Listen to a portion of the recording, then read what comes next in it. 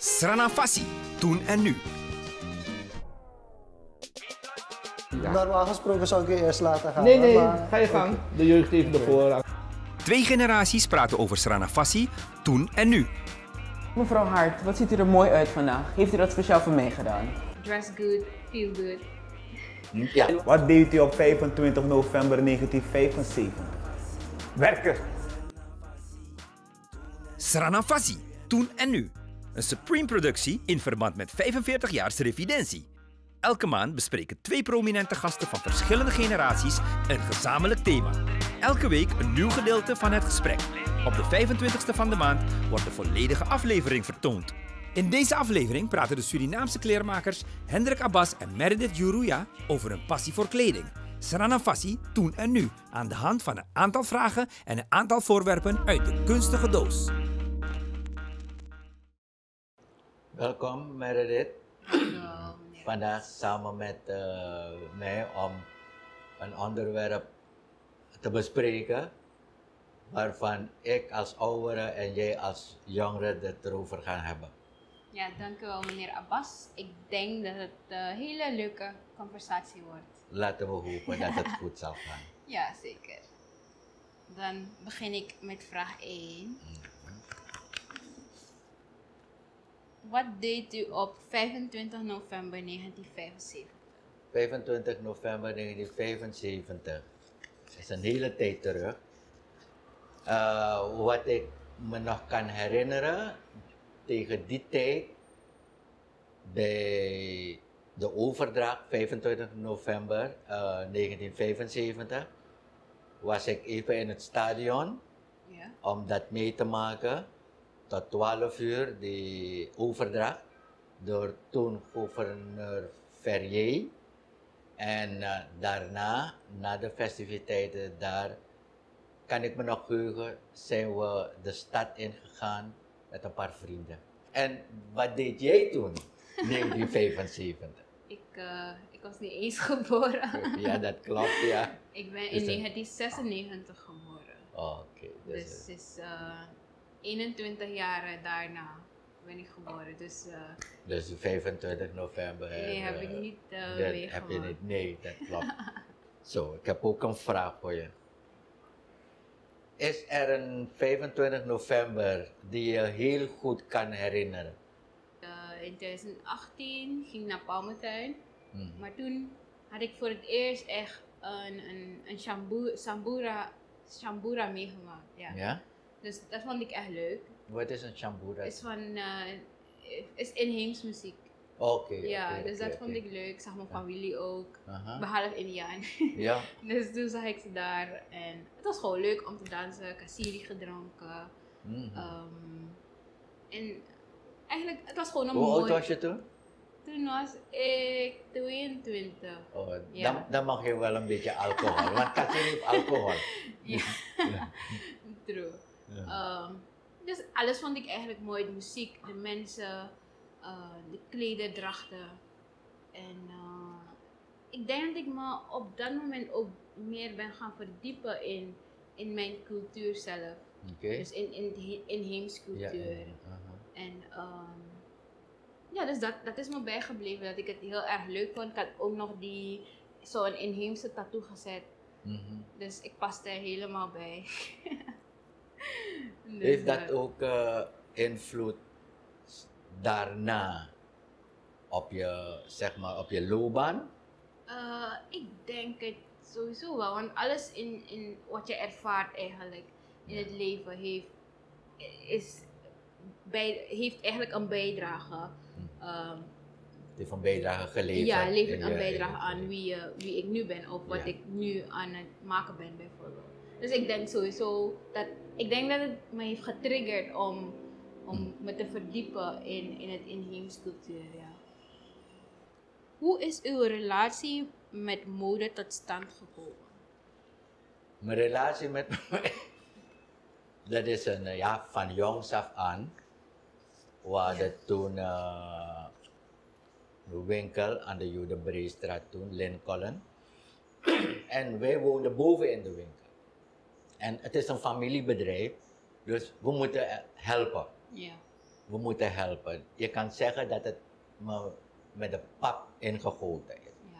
Want je begint, als je jong bent, ja, je begint te helpen met de werkplaats. Als die mensen klaar zijn, als de werknemers klaar zijn naar huis, moet je helpen opruimen, ja. moet je helpen schoonmaken. En zo is het begonnen. En naar gelang de jaren vorderen, dan voel je je toch voor het vak, Ja. wat het kleermakersvak, zo ben je toch, je gaat door ermee. En Mary, en hoe is jouw interesse in mode begonnen, zeg maar? Eigenlijk kan ik zeggen, net als u, vanaf jongs af, want mijn moeder is modiste. Oké. Dus ik zag haar bezig zijn. En eigenlijk wist ik niet waarmee ze bezig was, maar ik deed er gewoon na. En toen maakte ik dan kleding voor mijn poppen, voor mijn Barbie-poppen. Dus eigenlijk is het zo begonnen. En, Het is toch ongeveer hetzelfde, Ja. want je hebt het in huis. ja, precies. Ja, dus zo is je interesse ook gegroeid ja, dus, voor mode. ja, dus eigenlijk, ja, onbewust deed ik het. En hetzelfde wat ik nu doe eigenlijk. Met kledingontwerpen, fashion shows en zo. Ik weet nog dat ik een soort van events organiseerde voor mijn poppen. Ja, Het is gewoon een runway. Ja. Maar ik wist niet eens waarmee ik bezig was. Dus, maar nu daar ik terugdenk, dan denk ik dat ja, het moest gewoon Ja, dus zo die zijn. interesse was er al Ja. en het kwam eruit. Ja, Maar je was precies. je niet van bewust Ja, precies. wat het eigenlijk was. Ja. Maar nu, hoe je ouder bent geworden, Weet ik gewoon weet je wat ik doe. wat in je zit, Ja. is eruit gekomen. Oké, op welke manier denken jullie dat jullie werk bijdraagt aan het welzijn van mensen? Op welke manier bijdragen? Nou, kijk, je maakt kleding voor het werk. Ja, je maakt publieke kleding, dat bedoel ik bijvoorbeeld uniformen. Ja. Ja, dus dat zijn dingen die mensen aan gaan trekken, zodat ze dingen kunnen doen die ze moeten doen. Bijvoorbeeld, ik noem maar een douanier. Ja. Ja, je maakt kleding voor ze, zodat ze herkenbaar zijn dat dit is een kledingstuk. Ja. En dan weet je, de burger dat iemand die zo gekleed is, zo'n werk doet. Bijvoorbeeld ook een militair. Ja, als je een kleding maakt voor een militair, dan weet je gelijk. weet je gelijk. Ja. Dus dat is de bijdrage van Lincoln in dit geval, Ja. aan de gemeenschap toe, aan de persoon toe, die het aantrekt. Ja, dat ze herkenbaar zijn.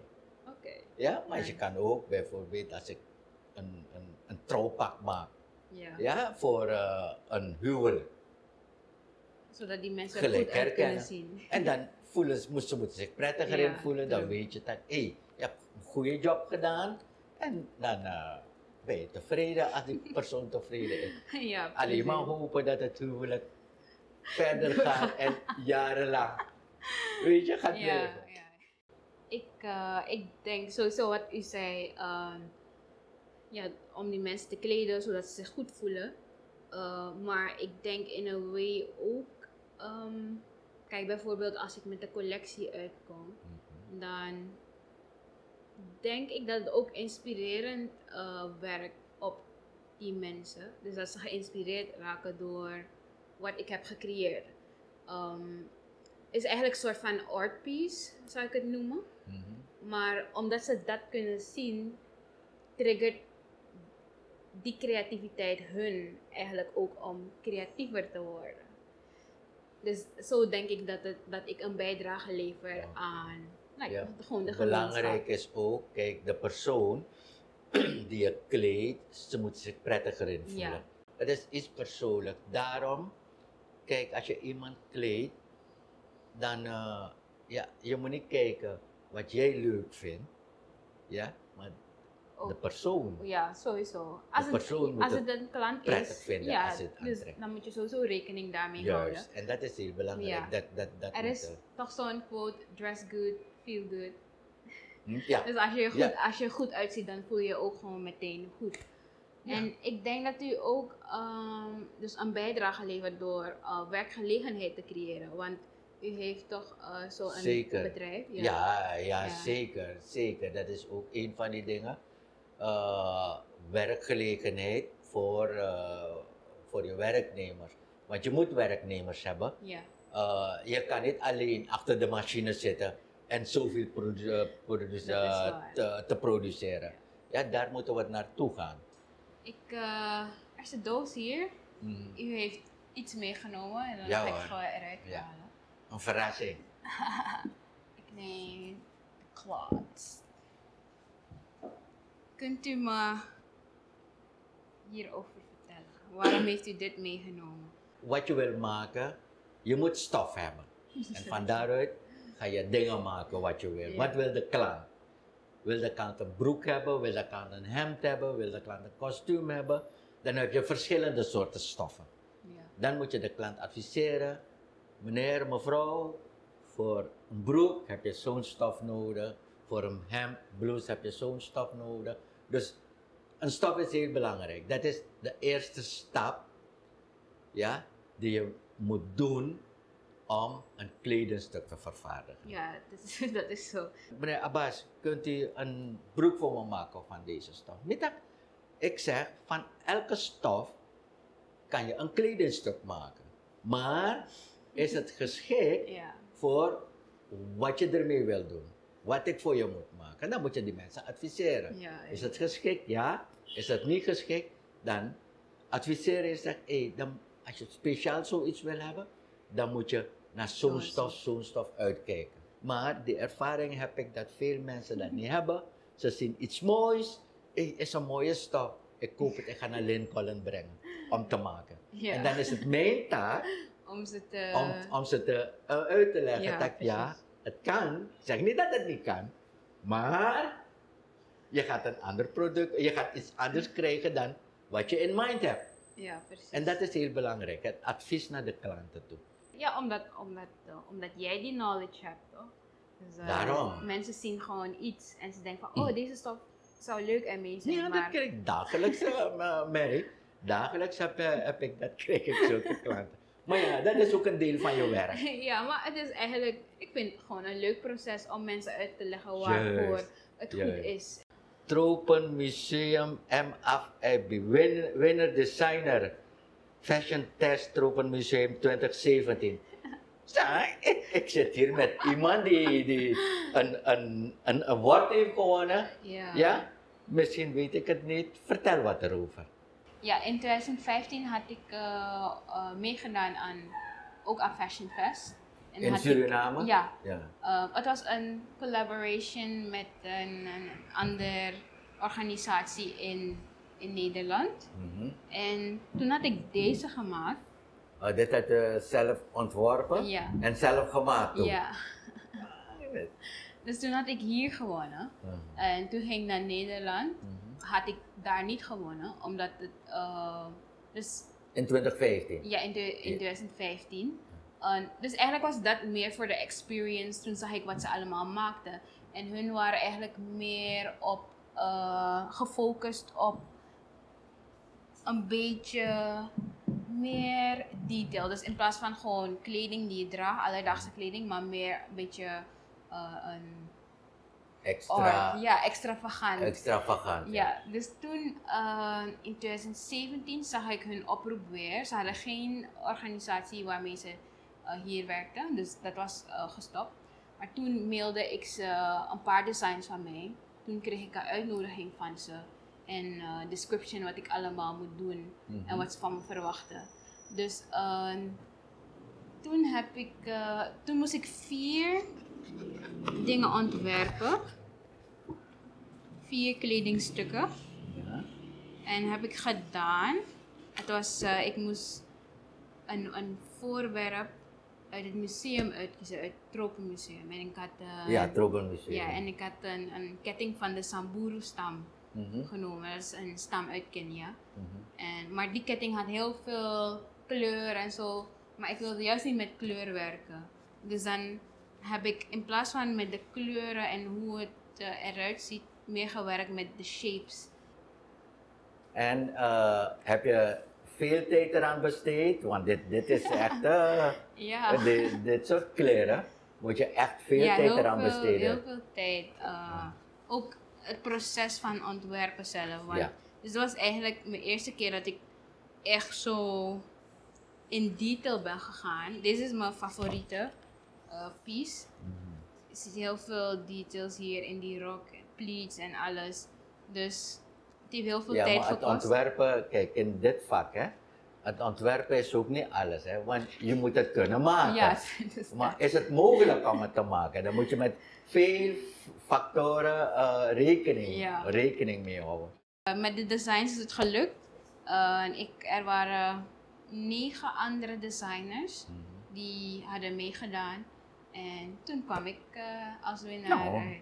Alsnog gefeliciteerd weer. Al is het 3 jaar later, toen kende ik je nog niet. Ja. Dus dat is het 3 jaar nog gaat terug weer. En koester dit. Ja, zeker. En niet vergeten wat je hier hebt neergezet, ja, dat het een vervolg krijgt. Ja, ik moet meerdere winnen. Ja? Wat is je favoriete modetijdperk? Modetijdperk. Alle mode die komt overgewaaid uit het buitenland. Ja. Bijvoorbeeld, het is gelieerd aan een gebeurtenis of aan een film of weet je, de dingen die zijn gebeurd. Ik geef een voorbeeld. In de jaren 70, dacht ik, 80, in de jaren 70, toen had je een mode van die film To Service Law. En toen had je die speciale petten. Ja? En die dingen kwamen in de jaren 70, we maakten toen die petten. Ja. Het wordt verkocht. Weet je, speciale petten. Ik kan me nog heugen dat die mensen mijn werknemers overuren maakten om die petten te maken. Het was vraag naar. Ja. Ja, dus het hangt af van dat moment. Gewoon de trend op dat moment. De trend op dat moment, ja. Zeg maar, en de jaren 80 had je toen die film Grease. Zoiets. Ja. Ja, die glimmende kleding. Maar welke maar vond echt u nog- het leukst? Of iets dat... Kijk, dus elk tijdperk heeft zijn eigen kleding. Ja. Dus daarover heb ik het. Hoor. Normaal, omdat we niet echt, net als jij, je dingen echt op de mode. Hè? Maar wij focussen ons meer op wat wil de mensen hebben. Ja. Of wat wil het publiek hebben. En daar spelen we op in. Ja, het zijn twee verschillende zienswijzen. Het zijn twee verschillende... Maar heeft u misschien een favoriete kledingstuk? Van mijzelf? Ja. Boy, ik kan me niet heugen. Ik draag van alles. De meeste kledingstukken natuurlijk, als ik aan het werk ben, is wat ik zelf heb vervaardigd. Ja. Af en soms draag ik iets anders, maar bijvoorbeeld wat ik ik hou van gewoon polo shirts, vrije tijd. Ja, maar polo shirts maken we niet, dus dat moet ik gaan kopen.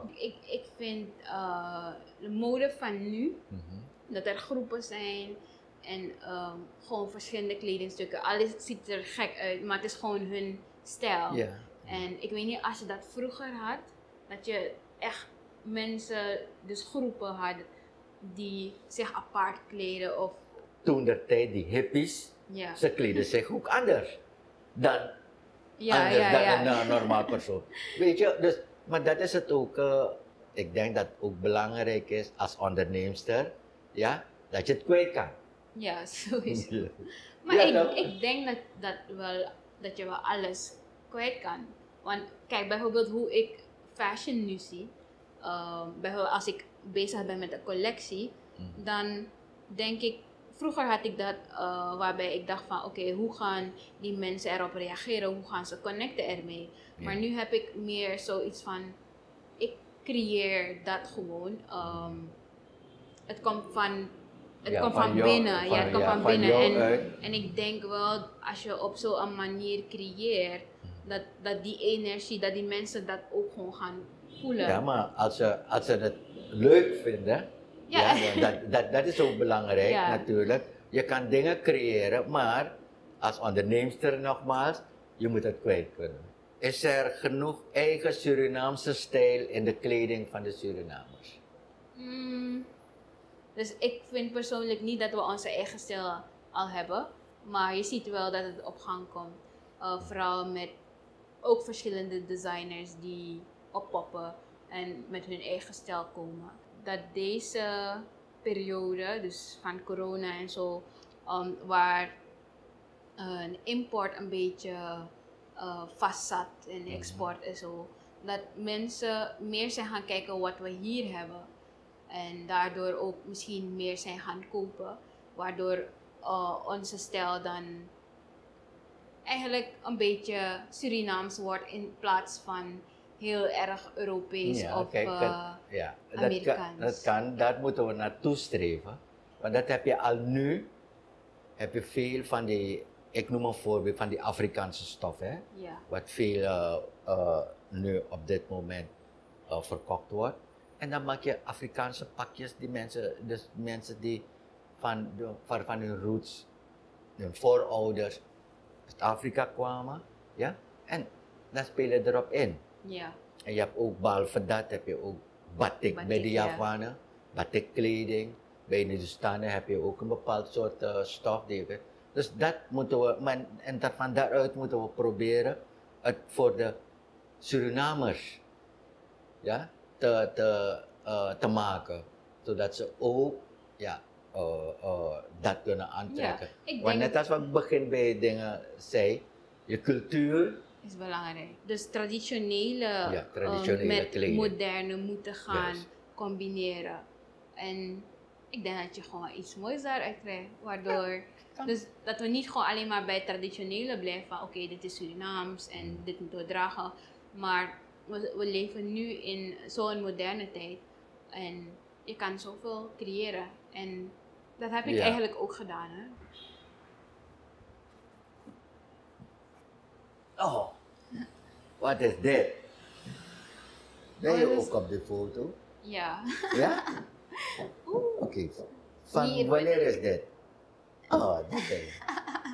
Oh, je haardracht was anders. Ja. Wat zijn dit dan collega's onderling of ontwerpers? Dit was van Fashion Fest 2015. Ja. Waar ik dit had ontworpen. Oké, ja. En dit was die hele groep die meedeed. Je had ontwerpers, make-up artiesten, hairstylisten en modellen. En hier waren we in Marriott, als ik het goed heb. En dan voor een training. Om eigenlijk... En door u werd de training verzorgd? Er waren Nederlandse coaches hier zo. Volgens mij deze. Zij is een modellentrainer. En hij was die ontwerper. Wat is het ontwerper? Ja, dus toen kreeg ik een workshop over gewoon alles hoe je kleding kan ontwerpen. En moesten we ook nog op kleine papjes iets draperen. Ja. Dus zo eigenlijk, dat was ons opdracht om te doen, om in Fashion Fest te komen. Stel, ik zou iets willen weten. Ja. Want ik ben 5 jaar bezig, u heeft heel veel ervaring.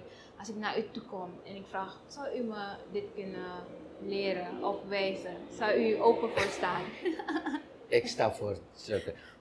Kijk, de kennis die ik heb opgedaan in al die jaren, wil ik teruggeven.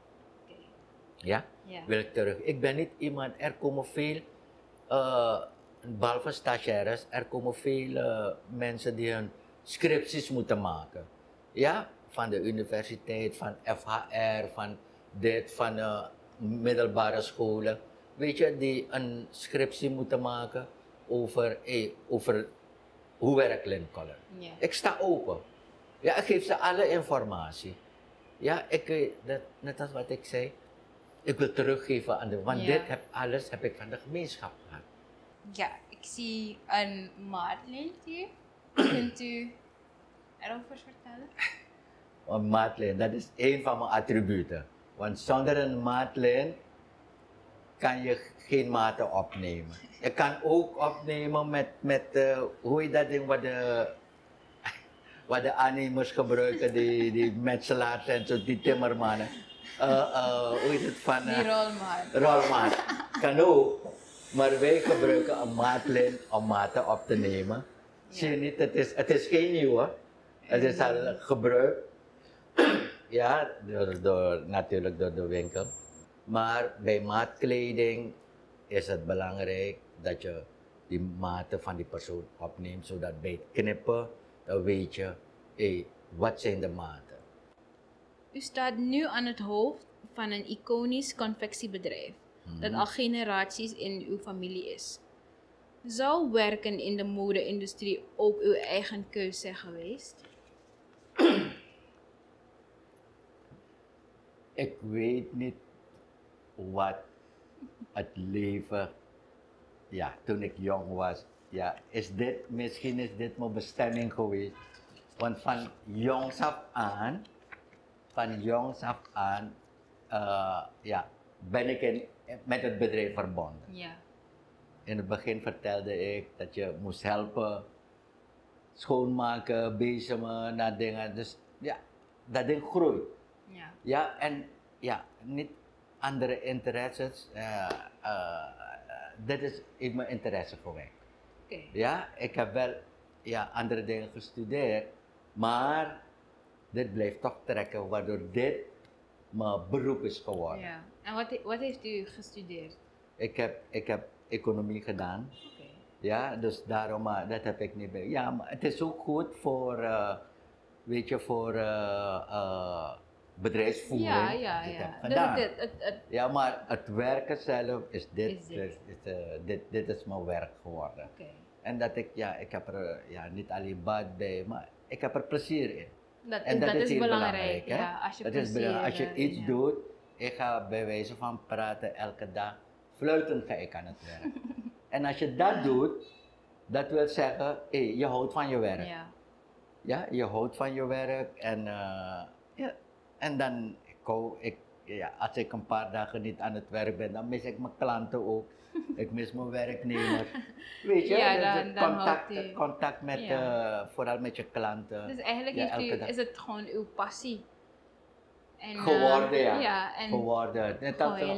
Omdat je van kleins af aan ook ermee bezig bent. Ja. Ja, dus daarom is het, dus dat is mijn passie. En ik neem aan dat dat ook jouw passie is bij het ontwerpen van kleding, bij het maken van kleding.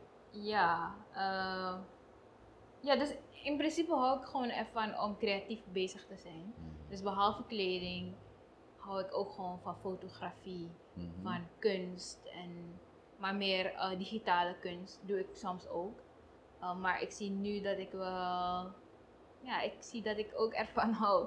Dus ik hou in principe, ik hou gewoon van creëren van alles eigenlijk. Als het fashion. Nieuwe dingen ontdekken, nieuwe dingen creëren. Ja, dus ik zou sowieso hiermee bezighouden. Gewoon met creëren van dingen. Dat is gewoon mijn interesse, ja. Kijk, je hebt een award gewonnen in het buitenland, altijd.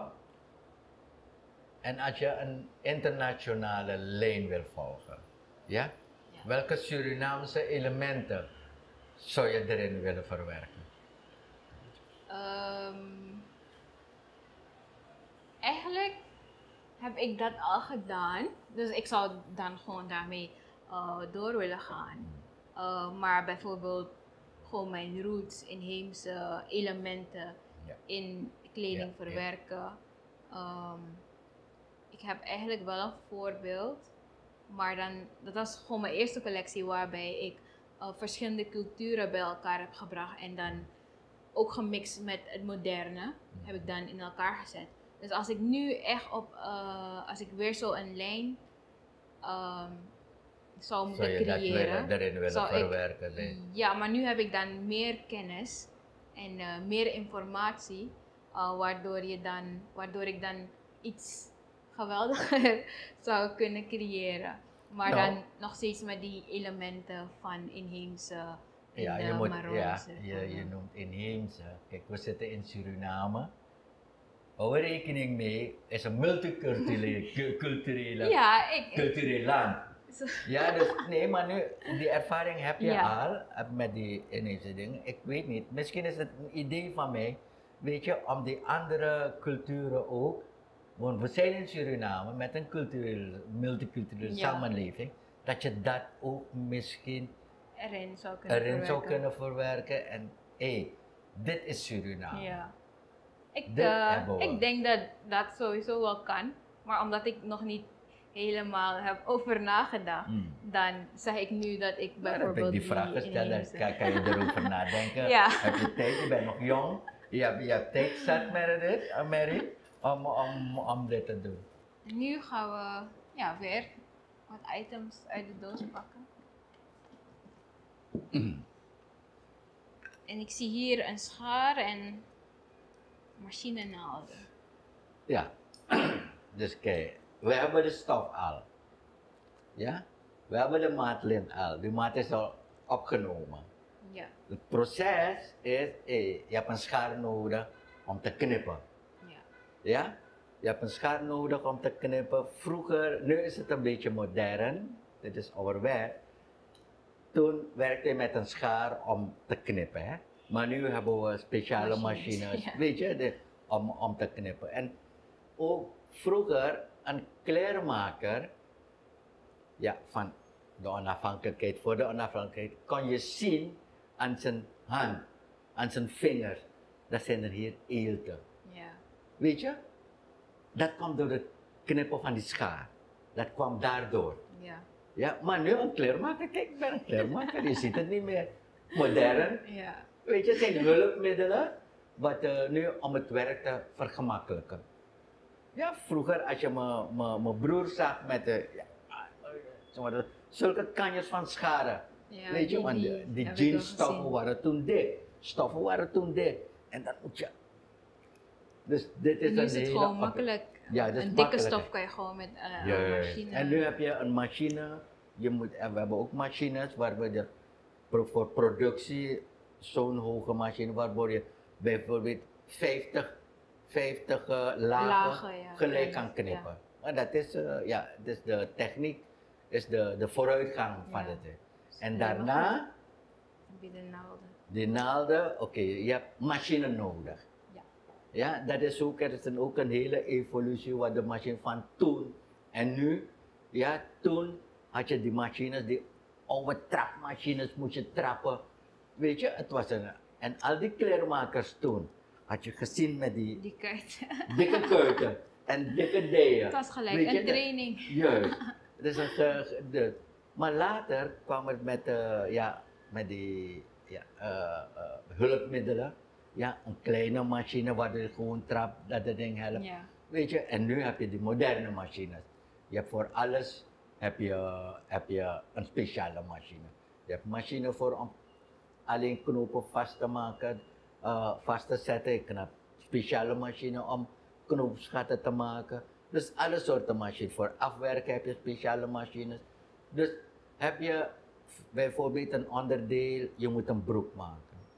Een broek heeft zeg maar, hoeveel? Meer dan 8, 9 onderdelen. Ja. Ja? En dan elk machine maakt een onderdeel. Of doet een onderdeel. Of de persoon achter de machine doet een onderdeel. En dat is de moderne gang van zaken voor de productie van een kledingstuk. Ja, dus ja, dat is de toekomst ook. Kijk, je bent ook naar het buitenland gegaan om grote confectiefabrieken te bezoeken, hoe ze daar werken. En dat probeer je hier ook dingen te doen. Ja. Weet je, en dat is meer productiewerk, hè. Het zogenaamde lopende bandsysteem. Elk persoon, dus die maakt een onderdeel. En dan, als het eruit komt, en dan is het een volledig product. Dit is mijn lookbook van de collectie van vorig jaar. Oh, wat je hebt vervaardigd. Ja. Aha. En hierin heb ik mijn cultuur verwerkt in die designs. Als je dan ziet, dus inheems, met garen en zo gedaan. En ook nog die pangi print, gemixt met die snake print. Dus daarover had ik het dat we bijvoorbeeld traditionele, want die pangi is hier, wordt gezien als traditioneel. En dan die snake print was vorig jaar in. Het was een print dus van het jaar. Dus heb ik het gecombineerd. Ja, die snake print met die pangi print. Met die pangi. En dit zijn meer modernere ontwerpen van je? Ja. Ja? Yes. En met deze collectie heb ik ook een award gewonnen? Ja. Ja? Als designer, Young Designer of the Year. Van Suriname? Nee, ik was ook naar Nederland voor deze collectie. Toen had ik meegedaan aan Black Fashion Week. Confectiekleding voldoet niet aan de wensen van de moderne generatie. Confectiekleding? Voldoet niet aan de wensen van de moderne generatie. Wat zeg je dit? Confectiekleding is burgerlijk. Ja. Iedereen trekt het aan. En het is ook belangrijk, makkelijk om eraan te komen. Ja. Ja, je moet ook rekening houden naar de sociale omstandigheden. Ja, wat kunnen ze missen? Wat kunnen ze doen? En niet iedereen kan naar een kleermaker gaan, om een broek te laten maken of een jurk of whatever. Op maatkleding. Want het is veel duurder dan confectiekleding. Ja, dus dat het niet meer van deze tijd is, het hangt van verschillende factoren af. Als je het laat maken, gaat het misschien je 100 gulden kosten. Maar als je confectiekleding hebt, het kost je misschien een tientje. Ja. En denk alleen maar na, een moeder of een gezin met 3 kinderen, die moeten op verjaring gaan. Ja? Maar als ze bij Lincoln laten maken, gaat het hun zoveel kosten. Als ik zou kijken, in een environmental wise eigenlijk, zou ik zeggen dat het misschien wel slecht is. Omdat we dan, kijk bijvoorbeeld wat nu gebeurt, kijk wij produceren nog niet op zo'n danige schaal, dus dat we miljoenen kledingstukken per jaar produceren. Maar bijvoorbeeld in het buitenland, vooral met die seizoenen en zo, creëert men constant. En waardoor er gewoon echt pollution is, vervuiling, alleen maar door kleding. En dat is maar 1 item, hè? Ja, het is gewoon maar 1 item. En je hebt gewoon... Het is eigenlijk gewoon te veel. Dus die fast fashion industrie maakt dat het eigenlijk niet goed is voor de omgeving. Maar dan als je ook kijkt, qua budget, wat die mensen kunnen permitteren, dan kan het wel. Maar ik denk, als men meer kwaliteit stoffen zou produceren, dan kunnen dingen langer meegaan, waardoor we niet zo een grote pollution hebben aan dat is het. Want het hangt van de kwaliteit. Dat is ook een sociaal probleem, toch? Ik vertrouw de waarden en de normen van de andere generatie. Wel, of niet? Dus u moet dat zeggen. Of ik het vertrouw? Ja. De waarden en? De normen. En de normen. Kijk, elke tijd heeft een eigen waarde, eigen normen. Het is hoe je ermee omgaat. Ja, je moet, kijk, de jongere generatie, zij zijn van de toekomst. Ja. Wij als ouderen, we weten niet wanneer we weggaan. Dus je moet ze die vertrouwen geven, zodat ze verder kunnen gaan. Zonder belemmeringen, zeg maar, of wat. Dus dat ze hun eigen dingen, eigen creaties, zeg maar, in jouw geval, moet je kunnen doen. Ja? Je moet ze vertrouwen geven. Ik ga ze niet achterhouden. Ik kan ze ook niet achterhouden. Jij als oude generatie, je moet tot een bepaalde hoogte moet je kijken wel uit, maar je probeert ze de push te geven om de goede richting in te gaan. Niet alles gaat natuurlijk goed, maar probeer hoe ver, of ja, hoe moeilijk het ook is, om die nieuwe generatie die push te geven om verder te gaan. Want zij zijn de toekomst. Ja, precies. We moeten samenwerken om samen onze brood te verdienen. Ja, Niet precies. ik alleen. We moeten samenwerken en dat begint aan samenwerken. Dat is belangrijk. We moeten samenwerken om de COVID te lijf te gaan. Samen. Alleen kunnen we dat niet. Is hetzelfde? Ja, dat is waar. Vertrouw jij die ouderen? De oudere generatie Ja. dan, of de oudere generatie? Ik eigenlijk zou zeggen jawel, maar dan bij sommige dingen zou ik zeggen niet, dat ik niet vertrouw. Bijvoorbeeld, maar daar komt het weer op neer dat als je beter wist dat je het dan zou kunnen aanpakken. Kijk bijvoorbeeld hoe stoffen nu worden gecreëerd. En, of ja, hoe het vroeger werd gecreëerd. Het is van de vorige generatie. En als ze het misschien beter wisten, dan hadden ze het beter gedaan, waardoor er niet zoveel vervuiling was. Dus zo kan ik zeggen van oké, ik vertrouw niet echt daarop. Want dat is misgegaan, waardoor we bijvoorbeeld nu deze problemen hebben. Maar dan kom je weer op neer van als mensen beter weten, dan doen ze ook beter. Maar omdat wij dan die knowledge nu hebben, hoe het eigenlijk beter kan, dan... Maar daarom toch. Daarom, ik wil zeggen, het is makkelijker voor jullie, ja, omdat je die fouten... Ja, dus...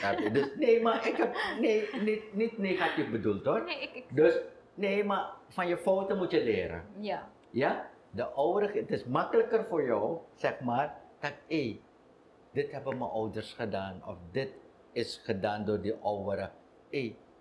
Het kon anders, omdat je dan nu, je hebt al vergelijkingsmateriaal van toen en nu. Ja, precies. Ja, omdat je van nu bent, dan zie je die fouten, bijvoorbeeld, want ik zie dat je milieubewust bent.